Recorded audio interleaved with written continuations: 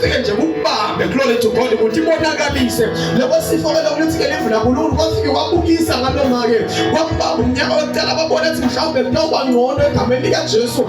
nawe sibili umnyaka waba njalo nalo wesithathu umnyaka waba njalo kwaze kwafika 8 years solahamba noma ke agobekile lo in the name of Jesus Christ and it's in Bible umfati ngiyasicabanga lesimo nakulabantu bakakuthi beneva kunjani babona make sekaphila kulesimo lesi in the name of Jesus ayikho lebuhlungu nje akaphile ekhaya umbona umntwana wakhe aphilile khona kwenda yonke imisebenzi kodwa nje bese kufika sifo siyambamba akasakhona kwenda yonke into lebeka khona kuyena egameni lika Jesu kuyengcono ke lesimo nasibonakala lapha kuphela kodwa lesimo mase siphumela ngaphandle ngoba khona sebasibona sibamadima kakhulu lesifo ke lesilebe simbambile lo mfati saze sabonakala ngaphandle egameni lika Jesu ngiyaqabanga nalalekhaya